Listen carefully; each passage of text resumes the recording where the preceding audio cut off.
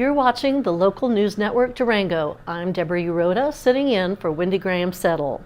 President Trump's reversal of the Obama administration's designation of the Bears Ears National Monument in Utah blatantly ignored the recommendations of the 5 sovereign Indian nations that have deep spiritual and historical ties to the region. So says a former Ute Mountain Ute councilwoman who played a key role in the monument's initial designation. Regina Lopez White-Skunk, who served as co-chair of the Bears Ears Intertribal Coalition, will speak about the unique work that resulted in the monument and the fight that continues today at 7 p.m. on Tuesday, May 7th at the Durango Public Library. The Bears Ears Intertribal Coalition formed in 2015 after the San Juan County Commissioners in Utah adopted a proposal to designate large areas of the Bears Ears region as energy zones that would be open for rapid energy and mineral development. The coalition included representatives from the Ute Mountain Ute tribe, the Navajo Nation, Ute Indian tribe of the Uinta-Ure, the Hopi Nation, and the Zuni tribe. The coalition represented the first time sovereign Indian nations had come together to protect public lands. The Bears Ears region encompasses sacred and cultural resources of all the tribes involved, and Lopez White-Skunk said the coalition members first had to overcome their own historical intertribal rivalries. The sense of healing had to start from a very personal place from each of us. And as you can well see, you know, when you see a Hopi sitting next to a Navajo, immediately you're going to draw back to some traditional enemy ties. Likewise, the Utes and the Navajos. Many of us had traditional deep enemy ties. And so one of the first things that we as a group agreed upon, that it was a common thread, was that we needed to heal our own relationships. And from there, then we could radiate that sense of healing outward. So it started from a very basic humanistic side of this. And if we couldn't reach that point as 5 sovereign nations, then we couldn't have achieved the greatness that we had. The coalition proposed a national monument that would encompass 1.9 million acres of ancestral lands with more than 100,000 archaeological and sacred sites. But more than cultural protection, the tribes also wanted to preserve their access and have a say in the monument's management.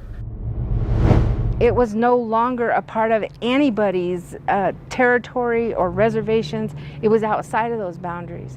But it was a very important spot for many tribes. It's still a very living part of our culture. It wasn't just a designated site that we sought protection for to fence out the whole world. By no means is that. One of the big things that we realized as 5 tribes is we have to share. We are by no means the same with each other. We're very unique. We're different in many aspects. And so we had to come to a point where everybody needs to share. And as we began to make our way along the campaign, we realized we needed allies. We also realized we needed resources, we needed support. And who better to offer that support than some of the NGOs, some of the conservation groups, some of the local governments, the other tribes. And so, you know, we really had to stop and really take a look at the big picture. You know, there's recreation that occurs out there. Were we going to create enemies or allies? And we really had to cross those barriers and overcome them. And how we did that was basically sitting down and talking to one another. After Congress adjourned in December 2016 without passing a monument bill, the Obama administration officially released his Bears Ears National Monument Proclamation on December 28th, just 3 weeks before Donald Trump would be inaugurated as the 45th American president. The designation incorporated 1.35 million acres and included a plan that gave the tribes power to provide recommendations on management decisions for their ancestral lands.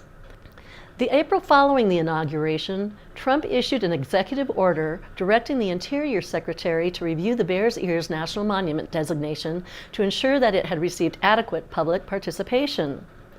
Trump eventually revoked the designation and replaced it with 2 smaller units, the Shah-Ya and Indian Creek monuments. Trump reduced the area identified in the Obama administration's proclamation by more than 85%.